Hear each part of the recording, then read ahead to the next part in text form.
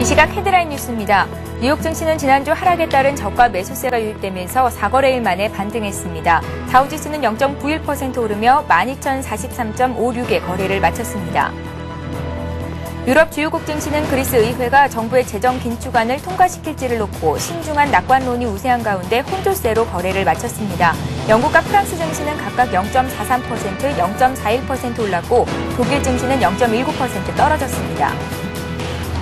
국내 유통시장의 거인인 롯데가 중국 유통시장에서 적자폭이 갈수록 확대되는 등 고전을 면치 못하고 있습니다. 국세청이 일부 고소득자에게 눈속임으로 세무조사를 면제해준 것으로 드러났습니다.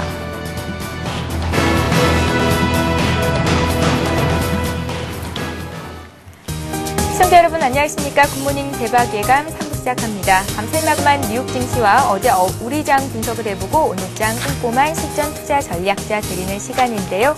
오늘도 역시 김성남 대표, 정태근 전문가와 함께합니다. 안녕하세요. 반갑습니다. 예. 자, 어제 코스피가 반등 하루 만에 하락을 했었죠. 장중에는 2050선 후반까지 밀렸다가 겨우겨우 2070선에 턱걸이하는 모습을 보여줬었는데요. 특히나 외국인들이 1,000억 원 이상 현물시장에서 순매도를 했고 또 선물 쪽에서는 9,000계약 이상을 팔면서 투자 심리를 위축시키는 요인이 됐었습니다. 어제 거래량과 거래 대금도 좀 감소한 경향이 있었는데요. 어제 외국인과 기관이 우리 시장에서 가장 많이 사고 팔았던 종목들부터 정리를 해보겠습니다. 네. 예. 참 방금 정리를 참 잘해주신 것처럼 예. 외국인들의 이 수급이 상당히 문제가 있습니다. 특히나 장 초반부터 이 선물 매도가 너무 무섭게 나와가지고 어제 좀 공포했던 하루가 아니었나, 초반에는 상당히 그랬던 것 같습니다. 예. 자, 이런 와중에서도 외국인들이 매수를 한 종목들이 있습니다. 외국인과 기관은 같이 살펴보도록 하겠는데요.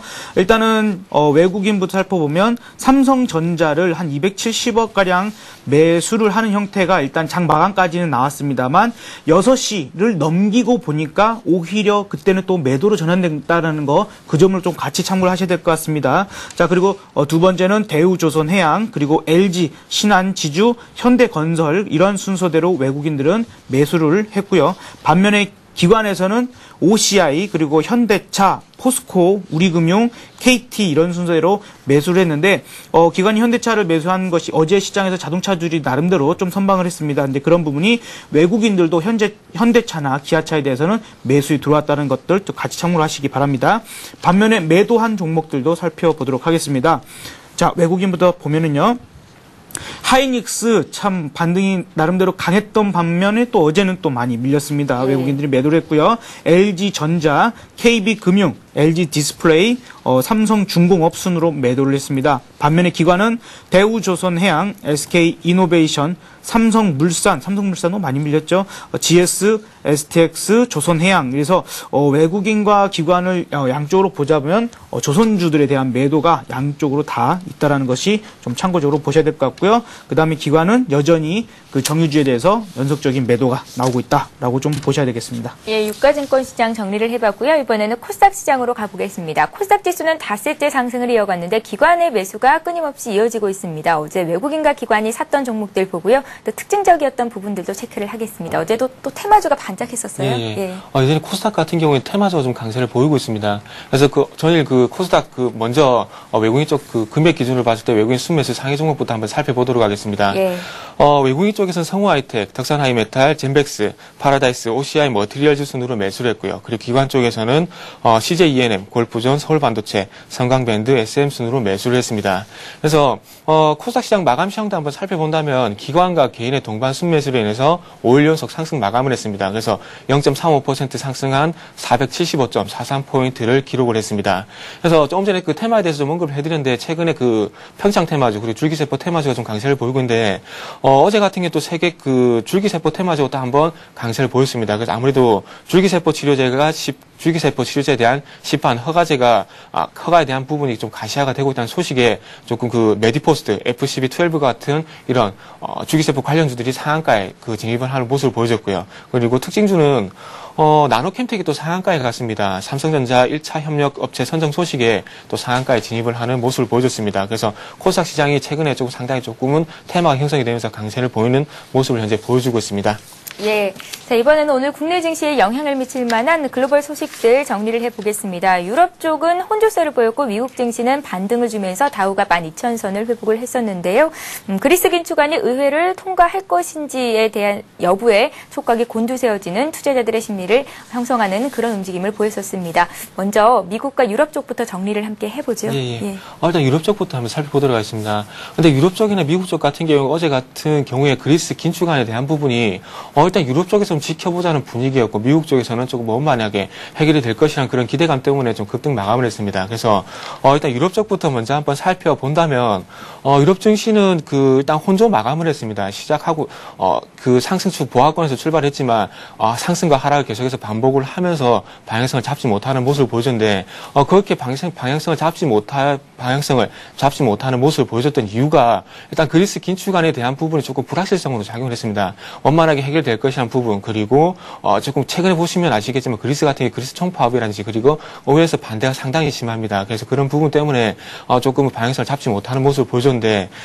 그러면서 그 독일 증시 같은 경우 하락 마감을 했고요. 그리고 프랑스 그리고 영국 같은 경우에는 그래도 강보합권 상승 마감하는 모습을 보여줬습니다. 아무래도 독일이 하락한 원인은 일단 그런 그리스가 해법 부분에 대한 부분이 조금 독일 은행권에 대해서 조금 안 좋은 영향이 미칠 것이다. 이런 분석이 나오면서 독일 같은 경우 은행주들이 조금 약세를 보였습니다. 그래서 그런 영향으로 인해서 독일 증시는 조금 0.18% 약보합권의 모습을 보여주는 모습이었다 말씀드려야 될 것 같습니다.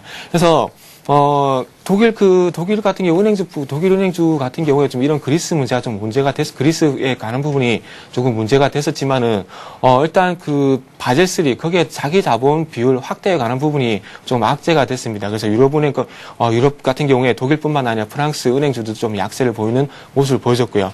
그래서 이런, 일단 이슈 같은 부분은 그리스 긴축안에 관한 부분이 좀 악재가 거기에 대한 불확실성 때문에 조금 혼조의 모습을 보였고 그리고 업종별로 봤을 때는 은행주가 조금 바젤3 자기 자본 비율 확대에 관한 부분이 악재가 되면서 좀 안 좋은 모습을 보였습니다. 하지만 원자재 그리고 기술주 그리고 소비 관련주들은 좀 반대로 또 강세를 보이는 모습을 보여줬습니다. 그래서 아시다시피 그리스 긴축안 같은 게 지금 현재 의회에 상정이 되면서 이제 표결에 들어갈 겁니다. 그래서 29일 날 일단 표결에 대한 그 결과가 발표될 것 같은데 거기에 대한 부분이 어떻게 해결이 되는지를 한번 체크해 보시는 게 좋을 것 같습니다. 그래서 다음은 미국 쪽으로 한번 넘어가서 좀 말씀을 드린다면 미국 증시 같은 경우 상승 출발하고 난 뒤에 좀 상승폭을 확대를 시켰습니다. 그래서 조금 전에 서두에 말씀을 드렸지만 미국 같은 경우 유럽과 반대로 그리스에 관한 문제가 원만하게 해결이 될 것이라는 부분이 좀 호재가 됐습니다. 그래서 상승폭을 장중에 한 150포인트까지 확대시키는 모습도 나와줬고요. 그러면서 108포인트 0.91% 상승하면서 마감을 했습니다. 특히나 나스닥 종합지수 같은 경우에는 1.33% 강세를 보였는데 그 시장이 좀 기술주가 좀 강세를 보이다 보니까 조금 다우에 비해서는 상승폭이 좀 컸다 이렇게 말씀드려야 될 것 같고요. 그래서 기술주가 좀 강세를 보이다 보니까 금일 우리나라 IT주는 좀 상승을 보이지 않게 이렇게 말씀드리고 싶습니다. 어제 같은 경우 좀 기술주 같은 경우 실적 부진으로 인해 가지고 좀 기술주의 실적 부진으로 인해서 기술주가 좀 상대적으로 약세를 보이면서 IT 업종이 좀 약세를 보였는데 오늘 같은 경우 좀 그와 좀 반대의 모습이 나오지 않게 이렇게 말씀 좀 드리고 싶고요. 그래서 IT 업종 같은 경우 지금 현재 21선에서 등락을 보이고 있는데 그 부분에 등락을 보이고 있는데 오늘 쪽에서는 조금 상승하는 모습이 나와줄 것 같다 이렇게 말씀드려보겠습니다. 그래서 좀 전에 말씀을 드렸지만 그리스 그런 부분이 좀 호재가 됐는데 또 마찬가지로 프랑스에서 좀 긍정적인 소식이 나왔습니다. 프랑스 사르코지 대통령 같은 경우에 그리스 국채를 30년 만기차로 좀 전환을 하자는 얘기가 나왔습니다. 그래서 아무래도 조금 이런 그리스 국채에 대한 부분이 롤오버가 되면서 조금 최근에 국채 만기 기간이 다가오면서 거기다 상환에 대한 부분이 좀 문제가 됐었는데 그런 부분이 30년 만기차로 넘어가게 되면서 조금 호재로 작용할 가능성이 커졌다 이렇게 말씀드려야 될 것 같습니다. 그리고 한 가지 더 있는데 개장 전에 발표된 개인 소비, 개인 소득 같은 경우에 조금 예상치에는 부합하지 못한 모습이었습니다. 하지만 조금 미국 증시 같은 경우에는 경기 지표, 특히 소비 지표보다는 조금 그리스에 귀를 기울이는 모습을 보여줬습니다. 그래서 일단은 미국 증시 같은 경우에 조금 그리스에 관한 부분은 이 정도 마무리를 하고 일단 어제 발표된 소비 지표에 대해서 좀 말씀을 좀 드려보도록 하겠습니다. 예. 그래서 화면을 보시면서 조금 같이 한번 보도록 하겠습니다. 그래서 개인 소비 지표 같은 경우에 좀 예상치는 0.1% 상승을 예상을 했었습니다. 하지만 작년 그 전월 대비해서는 그렇게 동일한 상승률을 보이면서 조금 시장 예상치에 벗어나는 모습을 보여줬는데 거기에 대한 원인을 한번 조금 살펴보니까 주택 가격이 계속해서 하락을 하고 있고요. 그리고 휘발유 가격이 상승을 하면서 거기에 일어난 물가 상승이 좀 소비를 둔화시키는 원인으로 작용을 했습니다. 그리고 마찬가지로 좀 최근에 좀 개선이 되지 않고 있는 실업률도 영향을 미친 것으로 보여지고 있고요.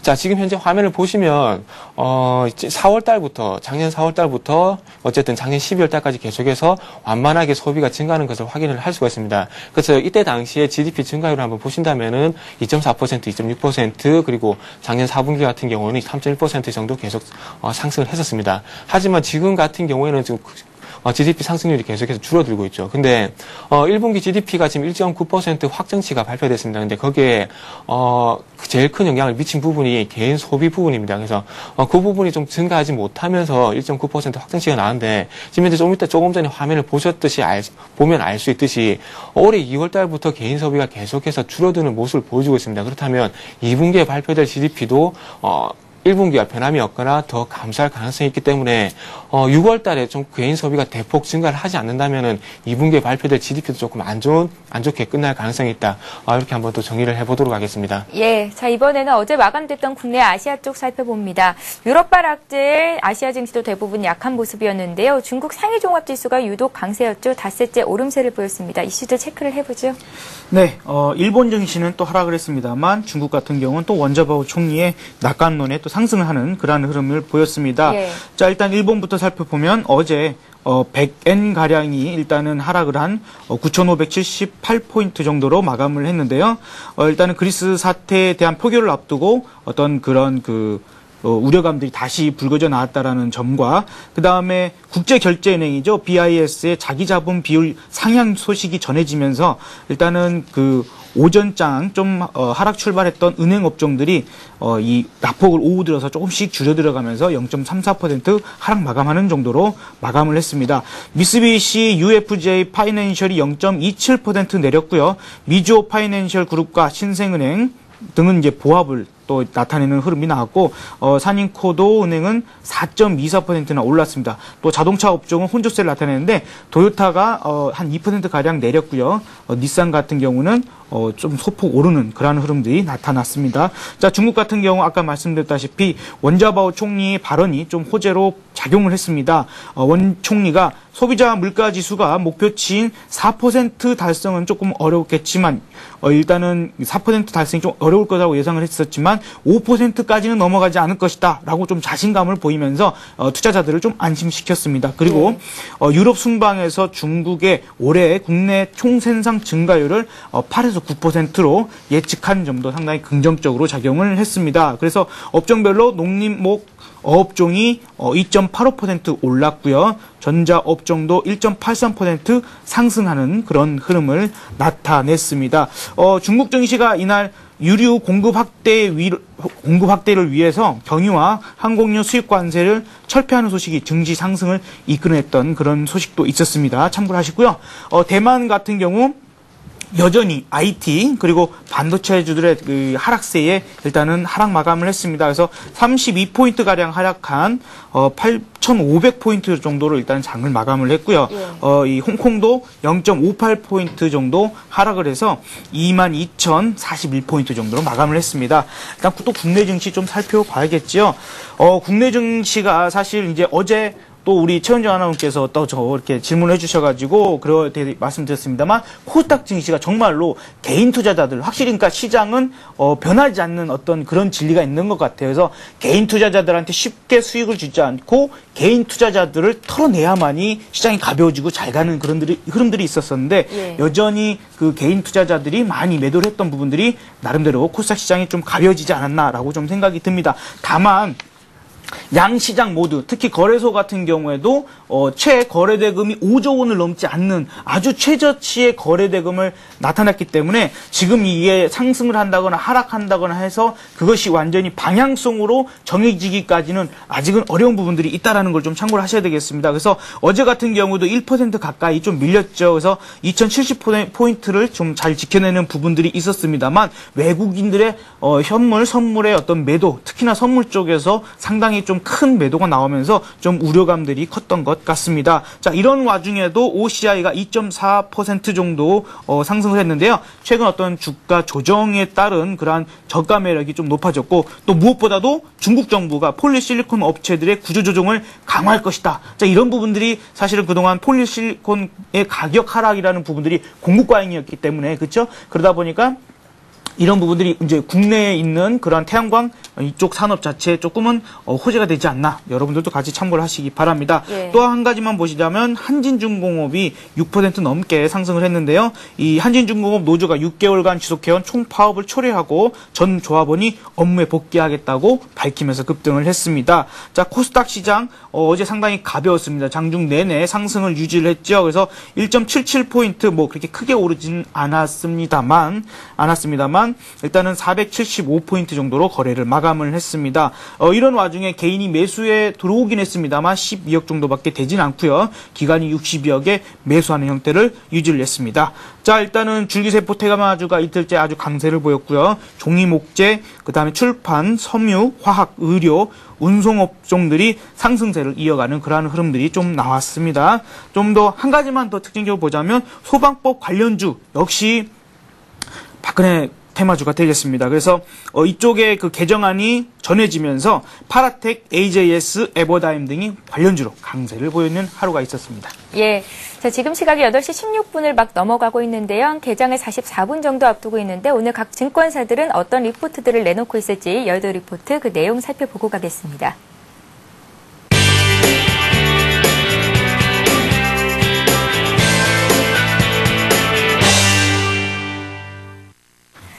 네, 이 시각 각 증권사 리포트 내용 살펴봅니다. 오늘은 동양종금증권의 의견부터 보겠습니다.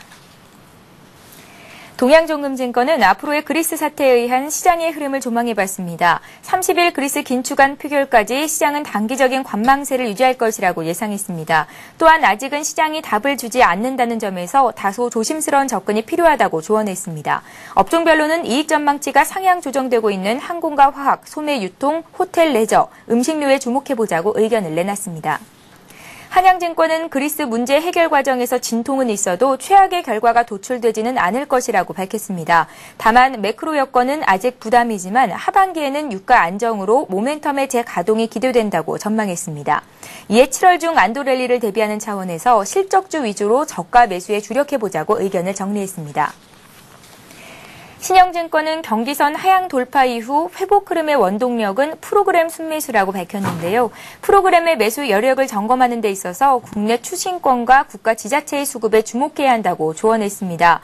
또한 향후 1조 5천억 원의 프로그램 매수 여력으로 지수가 하방 경지성을 가질 것으로 전망했습니다. 신한금융투자는 글로벌 불확실성이 아직 잔존하지만 그러나 이러한 문제 상황에 대한 시장의 기대치는 높아질 수 있을 것으로 판단했습니다. 이에 변동성에 대한 대비는 필수적이나 점진적인 시장의 온기 확산을 기대한다고 밝혔는데요. 업종별로는 유가 하락, FTA, 가계부채 대책회의 등을 고려해 금융과 건설, 항공, 자동차주에 관심을 가져보자고 의견을 내놨습니다.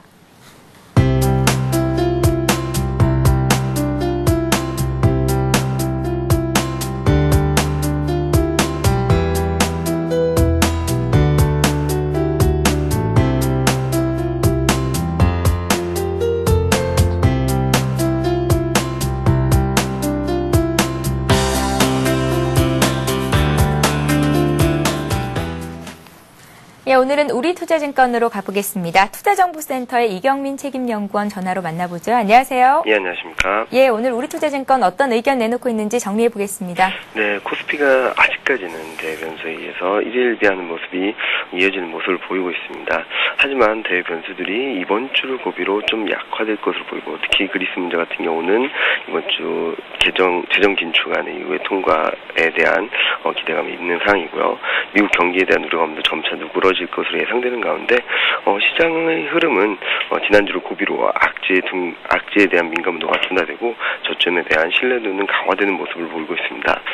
시장 변동성 측면에서는 지난 6월 17일 이후 장중 변동성이 좀 하락세를 이어가고 있는 가운데 지난주부터는 호재에 대한 민감도가 좀 더 커지고 악재에 대한 민감도는 상대적으로 약화되는 양상을 보이며 투자 심리 개선세가 뒷받침되고 있음을 의미하고 있습니다. 그리고 중기 상승 추세에서 저점 확인 시그널로 볼 수 있는 20일, 121선 데드크로스가 임박한 상황으로 과거 2000년 이후 60일, 120일, 200일선의 정배열 흐름 속에서 상승 추세가 유지되는 상황에서는 이와 같은 20일, 121선 데드크로스는 6번 발생 모두 상승세로 전환되었다는 점을 좀 감안할 필요가 있겠습니다. 이와 함께 최근 대변수의 불확실성에도 불구하고 주요 지지선인 200일선에서의 지지력을 확인했고, 그리고 6월 20일 이후에는 저점을 점진적으로 높여가며 코스피 2000선 초반에서의 바닥권 인식이 더욱 강화되고 있습니다. 미국 증시도 200일선 전후에서의 지지력을 확보해 나가는 모습을 보이고 있고, 중국 상해 종합지수는 저점권에서 강한 반등세를 보이는 등 글로벌 증시 전반에서 저점에 대한 신뢰도가 강화되는 양상을 보이고 있습니다. 수급적인 측면에서는 국내 기관은 최근 13거래일 동안 단 이틀을 제외한 11거래일간 꾸준한 매수세를 이어가고 있는데요. 6월 한 달간 1조 원에 달하는 주식형 펀드로 자금이 유입되면서 매수 여력이 어느 정도 확충된 가운데 대변수의 영향력 약화 기대감으로 최근 변동성 장세를 저점 매수의 기회로 활용하고 있는 것으로 추정해 볼 수 있겠습니다. 이런 국내 수급적인 견조한 모습들은 그동안 외국인 매매 패턴에 따라 일방적으로 휘둘리던 주식시장 입장에서는 수급적인 하방 경직성을 강화시켜주는 요인이 될 수 있을 것으로 보입니다. 다만 아직까지는 조정시 저점 매수 전략, 그리고 업종 및 종목별 차별화 매수세가 이어지고 있음을 감안할 필요가 있겠는데요. 따라서 코스피가 저점을 기록했던 6월 20일 이후 기관 매매 패턴을 살펴보면 그동안 당사가 제시했던 바벨 전략, 즉 실적 모멘텀이 양호한 내수 업종과 자동차 및 IT 중심의 전략과 유사한 매매 패턴을 보이고 있습니다. 이런 점은 당분간 기관 매수 종목 중심의 접근 전략이 수급적인 측면에서도 유리한 것으로 판단되고 있습니다. 예, 이렇게 해서 오늘 우리투자증권 투자정보센터의 이경민 책임연구원과 함께 의견 정리해봤습니다. 고맙습니다. 네, 감사합니다.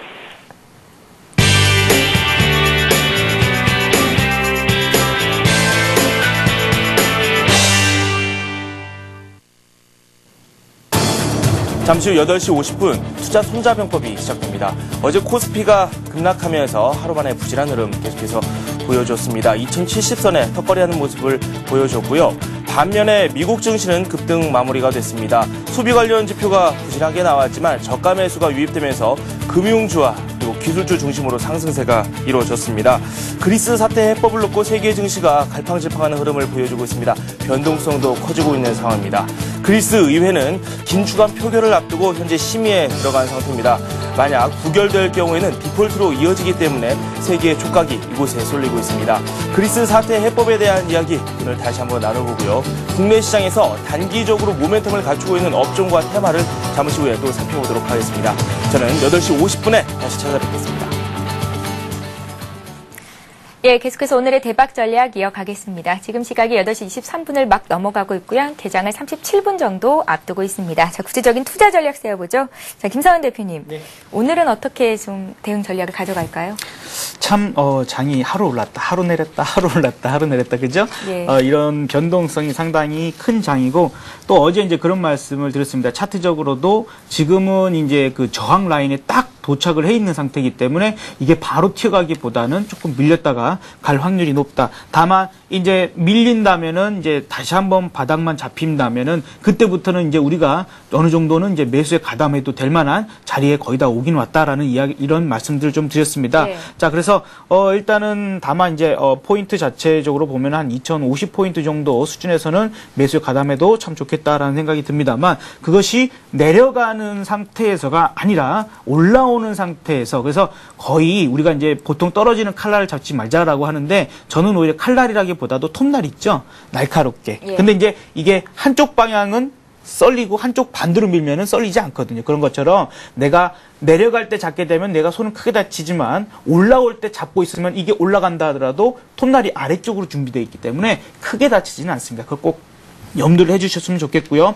아직까지도 이 대변수 여러분들도 이제 많이 들으셨겠지만 이제 그리스의 어떤 의회 통과나 이런 부분들에 아직까지도 많이 남아 있고 또한 이 미국의 경제 지표가 아직까지도 뭐 썩 좋은 이야기들이 나오지 않고 있습니다. 그렇기 때문에 여전히 흔들릴 수 있는 여력들은 상당히 많다. 그래서 완벽하게 야 이것이 완전히 바닥이구나 이렇게 생각하기는 아직까지는 조금은 이르다. 그리고 무엇보다도 아까도 잠깐 말씀드렸습니다만 거래 대금이요 거의 최저치예요. 지금 4조 원 정도 된다고 들었는데요. 그렇죠. 이제 그러다 보니까 지금의 어떤 이러한 상태에서 이렇게 거래가 저조한 상태에서 움직임이 보이는 것을 얼마나 신뢰할 수 있느냐 이제 그런 부분이죠. 또한 외국인의 어떤 매수, 매도 이제 이런 부분들도 이 신뢰할 만한 그런 부분들이 아직 나오고는 있지 않습니다. 다만 이제 기관에서 연속적으로 한 6거래일 가량 지속적으로 매수하고 있다라는 부분들이 나름대로 어떤 이제 더 이상 하락하는 부분에 대한 하방 경직을 좀 만들어내고 있는 것이 조금은 긍정적이라는 정도가 좀 될 것 같아요. 자, 그래서 지금은 아직까지도 주도 업종이 나오고 있지 않은 상태고 변동성은 여전하다라는 부분이기 때문에 조금은 더 보시되 다만 이제 좀 밀렸을 때 다시 재차 상승하는 그런 부분들을 우리가 조금만 기다려서 노려보자. 그리고 이제 어제도 코스닥 시장이 상당히 오히려 더 가벼워졌다라는 말씀을 드렸는데 어제도 좀 그런 모습을 좀 보여줬죠. 자, 그래서 줄기세포주 관련돼서 지금 상당히 많이 관심을 가지시겠습니다만 어제 제가 그랬죠. 손학규 대표가 이명박 대통령과 회동을 가질 것이다. 그러면 관련주들이 오히려 그거에 따라서 급등락을 할 수 있는 부분이 나올 것이다. 근데 어저께 다 꼬꾸라졌습니다. 자, 이런 부분들은 우리가 이러한 일정들을 알고 있을 때 조심해야 된다. 그래서 너무 뒤늦게 줄기세포주도 빵빵 날아간다고 해서 쫓아갔다가 잘못되면 큰일 날 수 있습니다. 왜? 이제 30일 날 이러한 통과 발표, 그러니까 최종 발표가 예정돼 있기 때문에 빠르면 뭐 하루 전날이랄지 오늘에서도 또 그런 종목으로 보기에는 아주 힘없는 종목들은 먼저 꼬꾸라질 수도 있기 때문에 좀 조심을 하시는 것이 좋겠다라는 의견까지 드리도록 하겠습니다. 예, 김성환 대표님께서는 그러니까 줄기세포 관련주들 급등세를 타고 있는데 접근하지 않는 게 좋겠다라는 의견이시네요. 좀 전에 앞 시간에는 관심 종목도 있었고요. 또 작은 종목 위주로는 적은 돈으로 공략해보는 것도 좋겠다라는 의견 주신 분도 계셨거든요. 네. 그러니까 그거지요. 사실 이제 저 같은 경우에도 이전에 뭐 한세에스 24홀딩스 같은 경우 추천드리고 100% 이상 상승을 했지 않습니까? 예. 그것이 이 테마의 상승 초기 국면에서는 제가 안전하게 드려요. 근데 그것이 아니라 이미 급등을 해가지고 올라가 있는 종목을 쫓아가십시오. 이렇게 말씀을 드리기에는 지금 이러한 방송을 통해서 말씀드리기에는 상당히 어려운 부분이다. 제가 뭐 실시간으로 같이 리딩을 해드린다면 얼마든지 수익을 내고 나올 수 있지만 지금 상태에서 그냥 여러분들한테 종목만 땡땡하니 드리고 전략만 이렇게 해보시면 될 겁니다. 라고 말씀드리기에는 우리 시청자님들이 그 대응하기가 너무 조금은 어려운 국면에 와 있다라고 좀 생각이 드는 거죠. 예, 잘 알겠습니다. 자, 이번에는 정태근 전문가의 오늘장 투자 전략을 들어야 할 텐데 몸이 갑자기 안 좋아지셔가지고 지금 잠깐 자리를 비우셨습니다. 그래서 라이징 스탁의 김도영 대표님께서 지금 제 오른편에 앉아 계시거든요.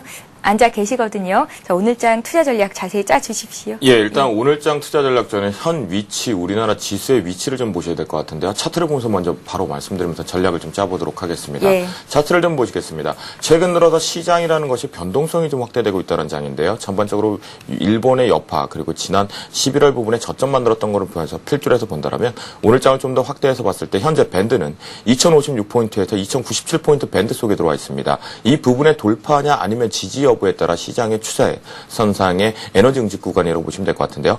그 부분의 변동 부분의 딱 절반 정도가 되는 것이 2080포인트 정도 21이평선이라고 여러분들이 체크해 볼 수 있는 자리다라고 보시면서요. 여전히 지금 에너지 응집 구간 김성란 대표와 마찬가지로 저 역시도 이번 주만 잘 고비를 넘겨가 간다면 이제 바닥은 좀 확인하지 않았을까라고 말씀드리면서 오늘장 전략 시작해 보도록 하겠습니다. 네. 예, 오늘장은 앞에서 지금 지수의 위치를 말씀드린 바와 같이 실제적으로 2080포인트에 대한 회복이 가장 키워드일 것 같은데요. 그것은 왜냐면요. 21이평선이라는 것은 심리선이라고 말할 수도 있겠고 단기적으로 수급선이라고 말할 수 있습니다. 이런 부분을 본다면 여전히 우상향으로 가기 위해서는 일단은 줄줄이 대기하고 있습니다. 오늘 밤 그리고 30일 날 제조업지수 부분 발표까지 나와 있기 때문에 그 측면에 따라서는 또다시 한번 좀 더 우상향을 하기 위해서는 이제 뒤흔드는 형국이 좀 줄어들어야 된다라고 보시면 될 것 같고요.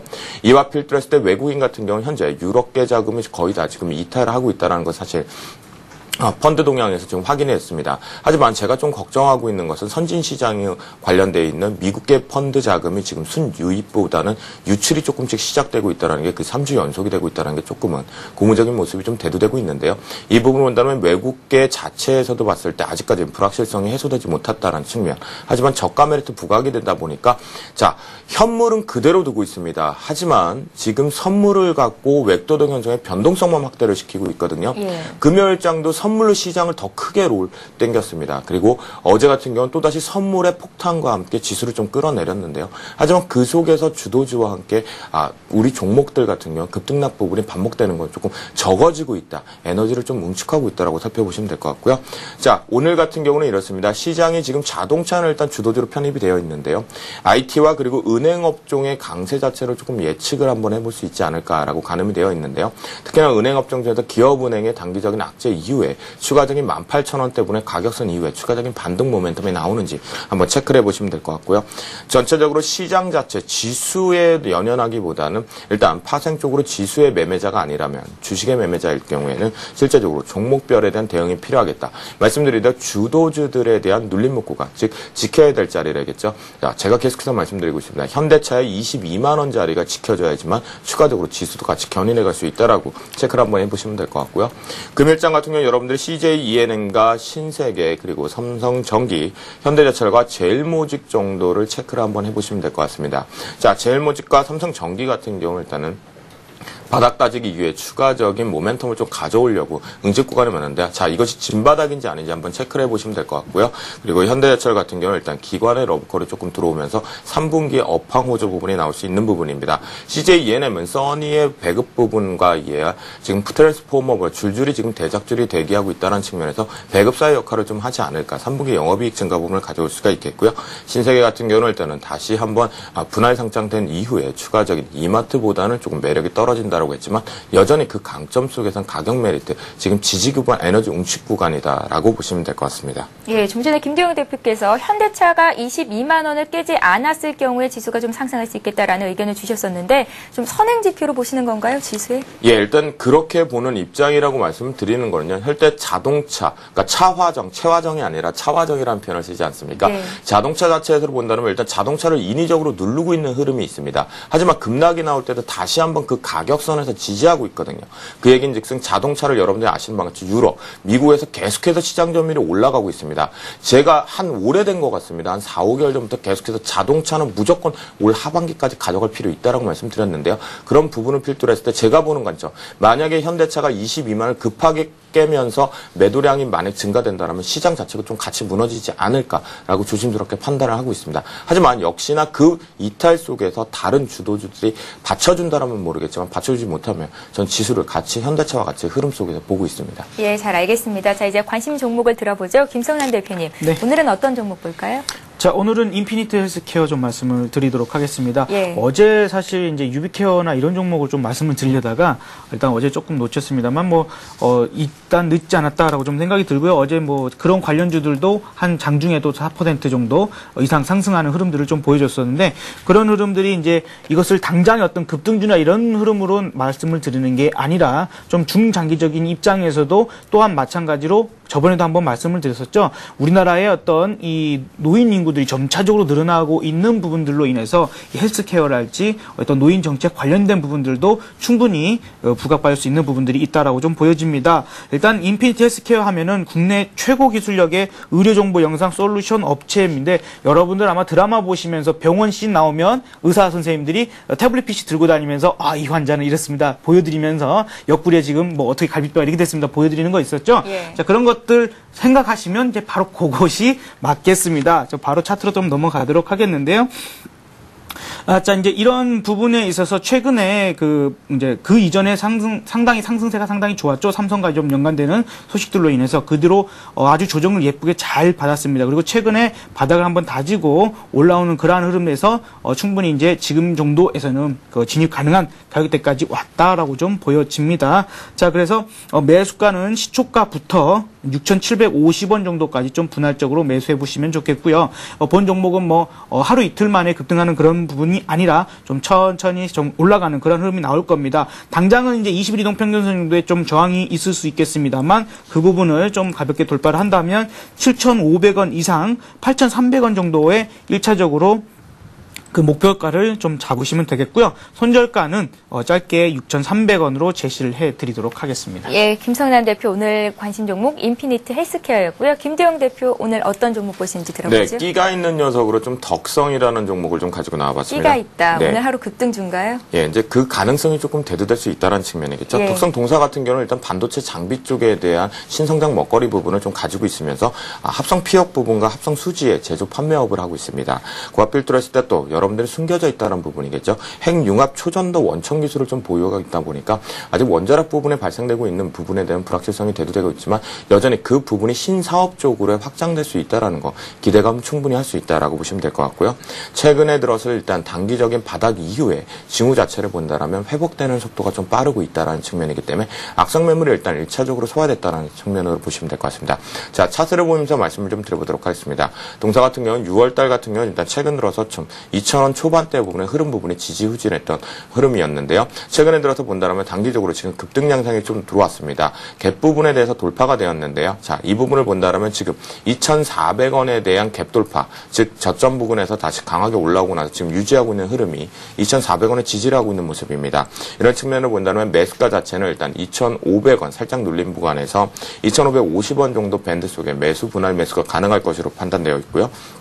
단기적인 목표가는 직전 붙죠. 상한가가 붙었던 2,800원 선보다는 좀 더 낮은 부분에 2,650원을 단기 목표가로 설정을 하면서 손절가 같은 경우 이 갭 부분인 2,400원을 언급을 좀 드려보도록 하겠습니다. 예, 자 이제 마지막으로 시청자분들을 위해서 한 말씀씩 주시는 시간이 됐는데요. 김성환 대표님, 네. 오늘은 어떤 말씀으로 정리를 하실는지요? 네, 우리 그 김도영 대표님께서 한번 먼저 말씀을 해주셨습니다만 네.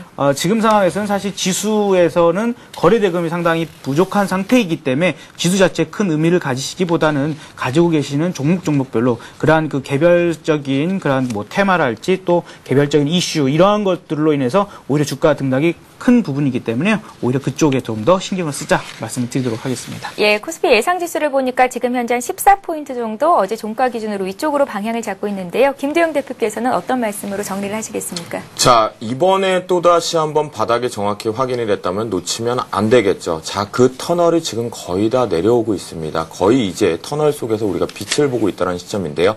이번 주입니다. 이번 주 오늘도 체크를 한번 해보시고요. 자, 주도주의 눌림목 중장기 쪽으로 모아가는 거 여전히 유효하겠다 말씀드리면서요. 그 터널 빨리 우리가 빛을 보면서 같이 함께 웃자라고 말씀드려보도록 하겠습니다.